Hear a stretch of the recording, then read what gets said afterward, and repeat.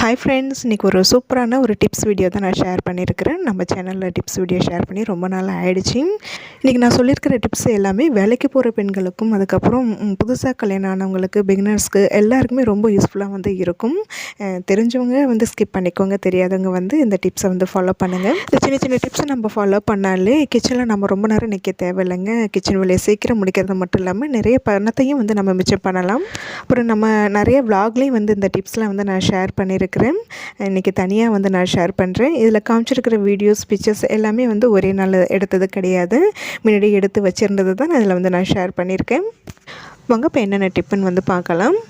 நம்ம வந்து வாரத்துக்கு ஒரு தடவை நீங்கள் காய் வாங்கினாலும் சரி, இல்லை 2-3 நாளைக்கு ஒரு தடவை நீங்கள் சேர்த்து காய் வாங்கினாலும், காய் வாங்கிட்டு வந்த உடனே உங்களுக்கு ஃப்ரீ டைமில் வந்து காய் எல்லாமே நல்லா சுத்தப்படுத்திட்டு, நல்லா வந்து தண்ணியில் 2-3 தடவை அலசிட்டு, இதுமாரி துணியில் நல்லா தண்ணி எல்லாமே வந்து உலர விட்டுட்டு, அதுக்கப்புறமா நீங்கள் ஃப்ரிட்ஜில் தனித்தனி பாக்ஸ்லேயோ இல்லை கவர்லேயோ இல்லை நியூஸ் பேப்பரில் நீங்கள் வந்து ரோல் பண்ணி நீங்கள் ஸ்டோர் பண்ணி வச்சிங்கன்னா அந்த காய்கறிகள் வந்து ரொம்ப நாளைக்கு வந்து கெட்டும் போகாது, நல்லா ஃப்ரெஷ்ஷாக வந்து இருக்கும். இதுமாரி செஞ்சு வச்சுக்கிட்டிங்கன்னா நீங்கள் காலை டைமில் அறக்க பறக்க சமைக்கும் போது அப்போ எடுத்து நம்ம வாஷ் பண்ணிவிட்டு கட் பண்ணுறதுக்கு கொஞ்சம் வந்து டைம் எடுக்கும், டென்ஷனாகவும் வந்து இருக்கும் இல்லைங்களா. நீங்கள் இதுமாரி ஃபஸ்ட்டே பண்ணி வச்சுட்டிங்கன்னா கொஞ்சம் உங்களுக்கு வேலை ஈஸியாக வந்து முடிகிறது மட்டும் இல்லாமல் டென்ஷன் இல்லாமல் வேலையும் செய்யலாம். அதேபோல் இந்த புதினா, மல்லி, கருவேப்பிலலாம் வாங்கிட்டு வந்ததுக்கப்புறமா அது நல்லா வந்து க்ளீன் பண்ணிவிட்டு அந்த பழுத்த இலையெல்லாம் எடுத்துகிட்டு ஒரு பாக்ஸில் வந்து அடியில் நியூஸ் பேப்பரோ இல்லை எதனாவது ஒரு கிளாத்து, தேவையில்லாத கிளாத் வந்து போட்டு விட்டுட்டு அதில் ஃபில் பண்ணிவிட்டு மேலேயும் வந்து கிளாத்தோ இல்லை நியூஸ் பேப்பரோ போட்டு கவர் பண்ணிவிட்டு நீங்கள் ஃப்ரிட்ஜில் ஸ்டோர் பண்ணிங்கன்னா ரொம்ப நாளைக்கு வரும். நம்ம தேவைப்படும் போது டக்குன்னு எடுத்து யூஸ் பண்ணிக்கலாம். அப்படியே பாக்ஸ் இல்லைன்னா நீங்கள் நியூஸ் பேப்பரில் கூட கவர் பண்ணி நீங்கள் ஃப்ரிட்ஜில் ஸ்டோர் பண்ணி வச்சுட்டிங்கன்னா ரொம்ப நாளைக்கு நல்லாயிருக்கும். நெக்ஸ்ட் டிப்பு, இந்த சின்ன வெங்காயம், பெரிய வெங்காயம்லாம் நம்ம வாங்கிட்டு வந்தோம்னா அந்த மேலாக்க இருக்கிற தோலை வந்து நல்லா க்ளீன் பண்ணிவிட்டு நல்லா புடச்சிட்டு, ஈர வெங்காயமாக இருந்தால் கொஞ்சம் வெயிலில் ஒரு 2 மணி நேரம் வச்சு எடுத்துக்கோங்க. எடுத்துகிட்டு அதுக்கப்புறம் ட்ரேயில் ஸ்டோர் பண்ணுறதுக்கு முன்னாடி அடியில் ஒரு நியூஸ் பேப்பரை போட்டு விட்டுட்டு ஸ்டோர் பண்ணிங்கன்னா நம்மளுக்கு வந்து பார்க்கவும் வந்து நல்லாயிருக்கும். க்ளீன் பண்ணாமல் அப்படியே வாங்கிட்டு வந்து கொட்டி வச்சிட்டோம்னா நம்ம ஒவ்வொரு தடையும் எடுக்கும் போது அந்த வெங்காயத்தில் இருக்க மேலே இருக்க தோல் டஸ்ட்லாம் கீழே கொட்டிகிட்டே இருக்கும். அதுக்கப்புறம் அதை நம்ம க்ளீன் பண்ணுற மாதிரி இருக்கும். வாங்கிட்டு வர வெங்காயத்தில் அதில் சில வெங்காயம் வந்து 1-2 அழுகுனது கூட இருக்கும், நம்ம கவனிக்காமல் கூட விட்டுருப்போம் இல்லைங்களா. அது அப்படியே நம்ம வாங்கிட்டு வந்து க்ளீன் பண்ணாமல் ட்ரேவில் கொட்டி வைக்கும் போது அது மற்ற வெங்காயத்தை கூட சேர்ந்து சீக்கிரம் மற்ற வெங்காயம் வந்து வீணாக ஆரம்பிச்சிடும். அது மட்டும் இல்லாமல் அந்த குட்டி குட்டி கொசுவில் வந்து மேய ஆரம்பிச்சிடும். மாரி க்ளீன் பண்ணி வச்சிட்டிங்கன்னா அந்த மாதிரி ப்ராப்ளம்லாம் கண்டிப்பாக வராது. மாரி சின்ன வெங்காயம்லாம் நீங்கள் வாங்கிட்டு வந்தீங்கன்னா டைம் கிடைக்கும் போது கொஞ்சம் ஒரு 1/2 மணி நேரம் தண்ணியில் ஊற வச்சுட்டு நீங்கள் உரிச்சிட்டு நீங்கள் தண்ணி எல்லாமே நல்லா உலர விட்டுட்டு நீங்கள் ஃப்ரிட்ஜில் ஸ்டோர் பண்ணி வச்சுட்டிங்கன்னா தேவைப்படும் போது யூஸ் பண்ணிக்கலாம். அதே போல் தாங்க வெங்காயம் மட்டும் இல்லை, பூண்டு நீங்கள் வாங்கிட்டு வந்தீங்கன்னா கையிடும் அந்த மேலாக்க இருக்கிற தோலெல்லாம் எடுத்துகிட்டு நல்லா காஞ்சி பூண்டாக இருந்தால் கட்டியோடு வைக்கலாம். அப்படி இல்லைனா அந்த கட்டியெல்லாம் உடச்சிட்டு நல்லா க்ளீன் பண்ணி நல்லா புடச்சிட்டு இந்தமாரி தனியாக ட்ரேயில் வந்து அடியில் ஒரு நியூஸ் பேப்பரை போட்டு வைக்கும் போது உங்களுக்கு பார்க்க நீட்டாகவும் இருக்கும், டஸ்ட்டும் கீழே வந்து கொட்டாமலே வந்து இருக்கும். ஈரப்புண்டு இருந்தால் நீங்கள் கண்டிப்பாக இந்தமாரி க்ளீன் பண்ணிவிட்டு ஒரு 2 மணி நேரமாவது நல்லா வெயிலில் வந்து நல்லா காய வச்சுட்டு அதுக்கப்புறம் எடுத்து வச்சுட்டிங்கன்னா பூண்டு ரொம்ப நாளைக்கு வீணாக போகாமல் அப்படியே வந்து இருக்கும்.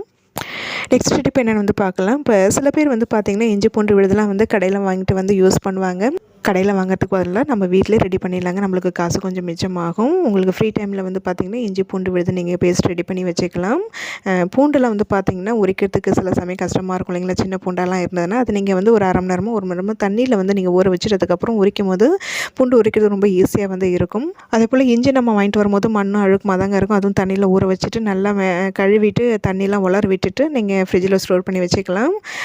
பார்த்திங்கன்னா இப்போ நான் இஞ்சி பூண்டு விழுதுக்கு வந்து இஞ்சி பூண்டு வந்து சரிசமமாக தான் வந்து எடுத்துருக்கிறேன். சில பேர் வந்து பூண்டோட அளவு அதிகமாக எடுத்துப்பாங்க, சில பேர் கம்மியாக வந்து எடுத்துப்பாங்க. இஞ்சி பூண்டு மேலே இருக்கிற தோலெல்லாம் நீக்கிட்டு தண்ணியெலாம் உலர விட்டுட்டு அதுக்கப்புறமா நீங்கள் வந்து 2த்தையும் ஒன்றா சேர்த்து நீங்கள் அரைச்சியும் வச்சுக்கலாம், இல்லை தனித்தனியாக கூட நீங்கள் அரைச்சி வச்சுக்கலாம். அடிக்கடி வந்து இந்த கிரேவி, நான்வெஜ் செய்கிறவங்களுக்குலாம் நீங்கள் இஞ்சி பூண்டு பேஸ்ட்டு நீங்கள் வீட்டிலே இதுமாரி ரெடி பண்ணி வச்சுட்டிங்கன்னா உங்களுக்கு கொஞ்சம் ஈஸியாக இருக்கும். இது ஆல்ரெடி நிறைய விலாகில் வந்து நான் இஞ்சி பூண்டு பேஸ்ட் எப்படி அரைப்பேங்கிறது நான் ஷேர் பண்ணியிருக்கிறேன். வேணும்னா நீங்கள் சொல்லுங்கள், இன்னொரு விலாகில் வந்து நான் ஷேர் பண்ணுறேன். நெக்ஸ்ட் டிப் என்னென்னு பார்த்தீங்கன்னா, தேங்காய் வந்து அதிகமாக சமையலில் சேர்க்குறவங்களுக்கு இந்த டிப் ரொம்ப யூஸ்ஃபுல்லாக வந்து இருக்கும். ஒரு 2-3 தேங்காய்லாம் இருந்ததுன்னா நீங்கள் ஃப்ரீ டைமில் அதை உடச்சிட்டு அதை நீங்கள் வந்து கிரேட்டர்லையோ இல்லை வந்து தேங்காய் துருவுறதுலேயே வந்து நீங்கள் திருகியும் வச்சுக்கலாம். அப்படி இல்லைன்னா சின்ன சின்ன பல்லாக கூட நீங்கள் கீனியும் வச்சுக்கலாம். இதை வந்து நீங்கள் தனியாக ஒரு பாக்ஸில் போட்டு நீங்கள் ஃப்ரீசரில் இல்லை நீங்கள் ஃப்ரீசர் கீழே இருக்கிற ட்ரேயில் நீங்கள் ஸ்டோர் பண்ணி வச்சுக்கிட்டிங்கன்னா ஒரு 4 நாள் வரைக்கும் வச்சுட்டு யூஸ் பண்ணிக்கலாம். காலை வேலையில் சமைக்கும் போதும் சரி, இல்லை சமையல் வேலை உங்களுக்கு ரொம்ப அதிகமாக இருக்கும் போது தேங்காய் தேவைப்படும் போது நீங்கள் இந்த டிப்பை வந்து ஃபாலோ பண்ணி பாருங்கள், உங்களுக்கு ரொம்ப யூஸ்ஃபுல்லாக வந்து இருக்கும். இதே நீங்கள் தேங்காய் இதுமாரி பல்லாக வந்து கீனிட்டு ஒரு தடவை அலசிட்டு ஒரு பாக்ஸில் வந்து நீங்கள் தண்ணி ஊற்றி அந்த தண்ணியில் வந்து நீங்கள் இந்த தேங்காய் போட்டு விட்டுட்டு சும்மா லைட்டாக சால்ட்டு போட்டு விட்டுட்டு நீங்கள் ஃப்ரிட்ஜில் வந்து ஸ்டோர் பண்ணி வச்சுட்டிங்கன்னா குறைஞ்சது ஒரு 10 நாள் வரைக்கும் அந்த தேங்காய் வீணாக போகாமல் இருக்குங்க. இடையில ஒரு 2 தடவை மட்டும் அந்த தண்ணியை சேஞ்ச் பண்ணிக்கோங்க. நெக்ஸ்ட் டிப் என்னென்னு வந்து பார்த்திங்கன்னா, நம்மளுக்கு ஃப்ரீ டைம் கிடைக்கும்போது நம்மளுக்கு சமையலுக்கு தேவையான ப்ரிப்ரேஷன் வேலைகள் ஓரளவு நீங்கள் ரெடி பண்ணி வச்சுட்டிங்கன்னா உங்களுக்கு சமையல் வேலை வந்து சீக்கிரமாக வந்து முடியும். நம்ம கிச்சனில் வந்து ரொம்ப நேரம் நிற்க தேவையில்ல. இந்த வேர்க்கடலைலாம் நீங்கள் வாங்கிட்டு வந்தீங்கன்னா அதை வந்து நீங்கள் நல்லா வறுத்துட்டு ஆற வச்சுட்டு அதை தோலெல்லாம் நீக்கிட்டு நீங்கள் ஸ்டோர் பண்ணி வச்சுட்டிங்கன்னா தேவைப்படும்போது துவையலோ சட்னியோ இல்லை புளி சாதத்துக்கு எதுக்கு தேவைப்படுதோ டக்குன்னு எடுத்து யூஸ் பண்ணிக்கலாம். அப்போ போய் நம்ம வறுத்துட்டு இருக்கணும்னு அவசியம் இல்லை இல்லைங்களா? அதேபோல் இந்த வாங்கிட்டு வந்த காஞ்ச மிளகாலாம் வந்து நல்லா வெயிலில் காய வச்சுட்டு அதுக்கப்புறமா அதை நீங்கள் மேலே இருக்கிற காம்பெலாம் வந்து நீக்கிட்டு நீங்கள் அப்படியே எடுத்து நீங்கள் பாக்ஸில் ஸ்டோர் பண்ணி வச்சுக்கலாம்.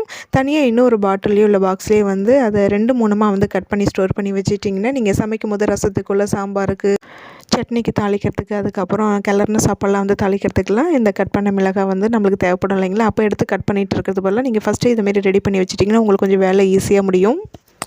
இதுமாரி தனியாகவும் பாட்டிலில் நீங்கள் கட் பண்ணி ஸ்டோர் பண்ணி வச்சுக்கலாம். அப்படி இல்லைன்னா சில பேர் 5 ரூபாய் யூஸ் பண்ணுவாங்க. அதில் ஒரு கிண்ணத்தில் வந்து இதுமாரி நீங்கள் கட் பண்ணி வச்சுட்டிங்கன்னா உங்களுக்கு கொஞ்சம் ஈஸியாக இருக்கும்.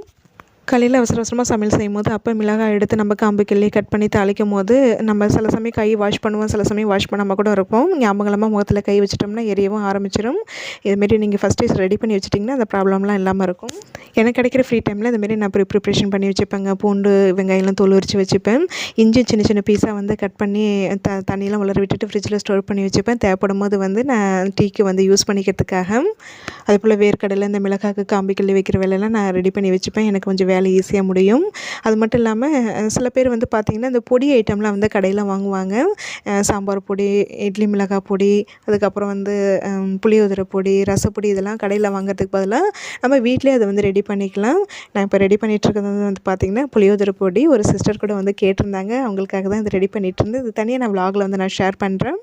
இந்த பொடி வகையில் நம்ம அதிக காசு கொடுத்து கடையில் வாங்குறதுக்கு பதிலாக நம்ம இதுமாரி வீட்டிலே ரெடி பண்ணி வச்சிட்டோம்னா கொஞ்சம் ஃப்ரெஷ்ஷாக வந்து இருக்கும். அது மட்டும் இல்லாமல் இந்த சில பேர் அந்த மிளகு பொடி, ஜீரக பொடி வந்து பார்த்திங்கன்னா அது வீட்டிலே கூட வந்து ரெடி பண்ணுவாங்க. அது வந்து ஒரு சின்ன டிப்பு தான். அதை லைட்டாக வறுத்துட்டு ஆற வச்சுட்டு நீங்கள் வந்து ரெடி பண்ணி வச்சுக்கலாம். நான் அதெல்லாம் வந்து பார்த்திங்கன்னா இந்த மிளகு, ஜீரகம், சோம்பு பொடிலாம் வந்து எனக்கு எப்போ தேவைப்படுதோ அப்போ மட்டும் அந்த டைமில் வந்து வறுத்துட்டு நான் பொடி பண்ணிப்பேன். மற்றபடி வந்து பார்த்திங்கன்னா இந்த இட்லி மிளகாய் பொடி, அதுக்கப்புறம் ரசப்பொடிலாம் நான் மேக்ஸிமம் யூஸ் பண்ணுறது கிடையாது. புளியோதரை பொடி, சாம்பார் பொடிலாம் நான் வீட்டில் ரெடி பண்ணிடுறது. நெக்ஸ்ட்டு டிப் வந்து பார்த்திங்கன்னா இந்த கருவாடு ரொம்ப பிடிச்சவங்களாம் வந்து பார்த்திங்கன்னா நிறைய வாங்கி ஸ்டோர் பண்ணி வச்சுருப்பாங்க. அது வந்து ஸ்டோர் பண்ணும்போது வந்து பார்த்திங்கன்னா நம்ம அதை வாங்கிட்டு வந்ததுமே இந்த நெத்திலி கருவாடு, இந்த சென்னாக்குனின்னு சொல்லுவாங்க, நாங்கள் அதை எறாப்பொடின்னு சொல்லுவோம். பெரிய எறாப்பொடிலாம் வாங்கிட்டு வந்தோம்னா இந்த தலை வால் பகுதியை மட்டும் வந்து கட் பண்ணிவிட்டு நம்ம ஸ்டோர் பண்ணி வச்சுக்கலாம். ஃப்ரீ டைமில் இதெல்லாம் வந்து பண்ணி வச்சிட்டோம்னா நம்ம சமைக்கும் போது டக்குன்னு எடுத்து யூஸ் பண்ணிக்கலாம் இல்லைங்களா? நான் அதுமாரி தான் வந்து ரெடி பண்ணி வச்சுக்கிறது. நான் வந்து வெஜிடேரியனோட நான் வெஜிடேரியன் ரொம்ப அதிகமாக விரும்பி சாப்பிடுவேன். அதுவும் இந்த கருவாடெல்லாம் எனக்கு ரொம்ப பிடிக்குங்க. நான் வாங்கிட்டு வந்து இதுமாரி க்ளீன் பண்ணி ஃப்ரிட்ஜில் ஸ்டோர் பண்ணி வச்சுப்பேன். சில பேர் வெளியிலையும் ஸ்டோர் பண்ணுவாங்க. ஃப்ரிட்ஜில் ஸ்டோர் பண்ணும்போது ஸ்மெல் வராதான்னு வந்து கேட்பீங்க. 2-3 கவரில் போட்டு அதுக்கப்புறம் அதை ஒரு பாக்ஸில் போட்டு தான் ஸ்டோர் பண்ணுறதுனால வந்து ஸ்மெல் கண்டிப்பாக வராது. நீங்கள் வெளியில் வச்சுருந்து ஸ்டோர் பண்ணுற மாரி இருந்தாலும் 2-3 கவரில் போட்டு நல்லா காற்று போகாத அளவுக்கு நீங்கள் அதுக்கப்புறமா ஒரு செம்படமோ பாக்ஸ்லேயே ஸ்டோர் பண்ணி வச்சுட்டிங்கன்னா உங்களுக்கு கண்டிப்பாக அதில் எறும்பும் வராது. கருவாடு சாப்பிடும் போல் இருந்ததுன்னா டக்குன்னு அப்போ எடுத்துகிட்டு போய் க்ளீன் பண்ணிவிட்டு நம்ம செஞ்சு சாப்பிட்றதுக்கு கொஞ்சம் டைம் எடுக்கும். நான் அதை முன்னாடியே ரெடி பண்ணி வச்சுட்டேன்னா தேவைப்படும் போது எடுத்து சமைச்சு சாப்பிட்டுப்பேன். எனக்கு வேலையும் கொஞ்சம் ஈஸியாக முடியும். நெக்ஸ்ட்டு டிப் என்னென்னு வந்து பார்த்திங்கன்னா இந்த வெங்காயம், அதுக்கப்புறம் சில காய்கறிகளை நல்லா பொடியாக வந்து கட் பண்ணுறதுக்கு இதுமாரி சாப்பர் வந்து வாங்கி வச்சுக்கோங்க. ரொம்ப யூஸ்ஃபுல்லாக வந்து இருக்கும்.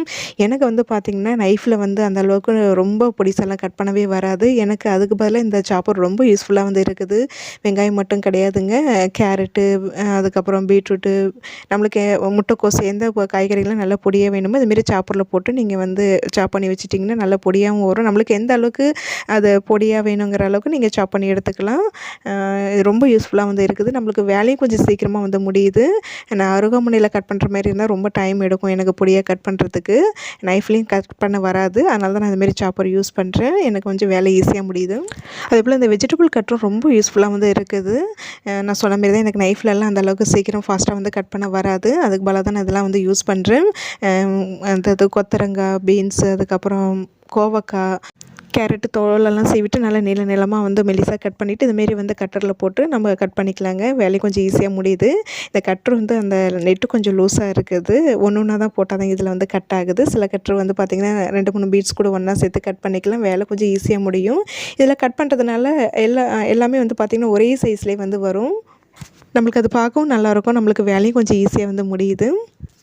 இப்போ இதெல்லாம் நான் அருகாமனையில் கட் பண்ணுற மாரி இருந்தாலும், நைஃப்பில் கட் பண்ணுற மாரி இருந்தாலும் எனக்கு ஒரு 10லேருந்து 15 நிமிஷம் ஆகும். இதை நான் இதில் கட் பண்ணுறதுனால எனக்கு ஒரு 5 நிமிஷத்தில் கட்டிங் வேலையெல்லாம் ஈஸியாக முடிஞ்சிருது. நான் வீடியோக்காக கொஞ்சம் ஸ்லோவாக செஞ்சு காமிக்கிறேன். வீடியோ எடுக்கலான்னா கொஞ்சம் ஃபாஸ்ட்டாக கடகடன்னு வந்து செஞ்சுருவேன். இந்த கட்ரு உண்மையிலேயே எனக்கு ரொம்ப யூஸ்ஃபுல்லாக வந்து இருக்குதுங்க. எனக்கு காய் கட் பண்ணுறதுக்குலாம் நேரம் ரொம்ப குறைவாக தான் தேவைப்படுது. இதிலே வந்து மல்லித்தழை, புதினாலாம் பொடியாக கட் பண்ணிக்கலாம்.